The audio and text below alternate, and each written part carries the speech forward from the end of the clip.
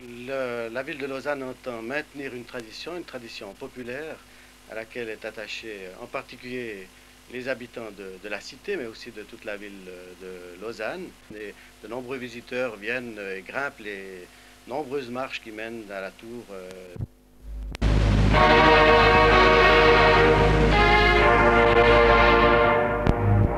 Le guet de la cathédrale de Lausanne, car c'est de lui qu'il s'agit, aura pour être exact 245 marches à franchir avant d'arriver sur la terrasse.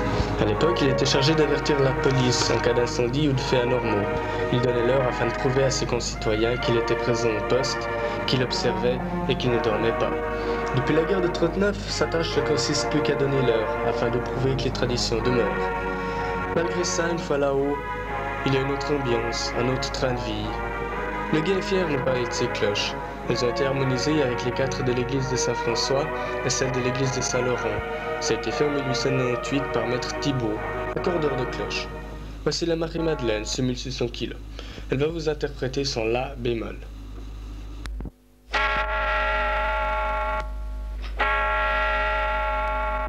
Ça la guerre, hélas, c'est des 12. Hélas, c'est des 12.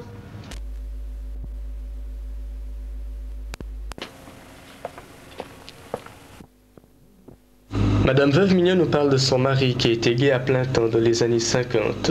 La guerre, hélas, c'est des 12.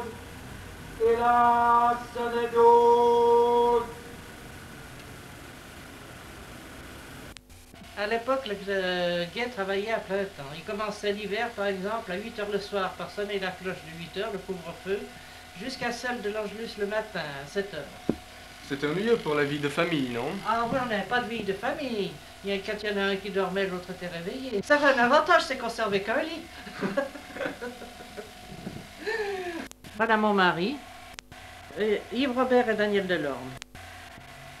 D'entendre le guet maintenant, ça me donne une certaine sécurité. On sait qu'on n'est pas seul au monde, qu'il y a quelqu'un qui veille sur nous, du haut-delà de la tour.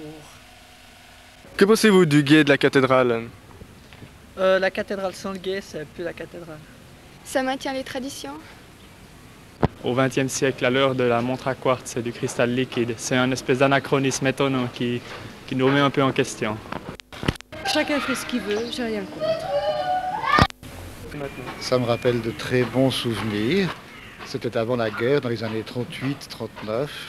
Je venais trouver ma grand-mère à Lausanne. Elle me promenait de nuit, dans la soirée plus exactement, pour me faire entendre le guet. Alors on allait se poster sur le grand pont et on entendait la voix du guet qui sonnait aux 4 vents. C'était très étonnant et très émouvant.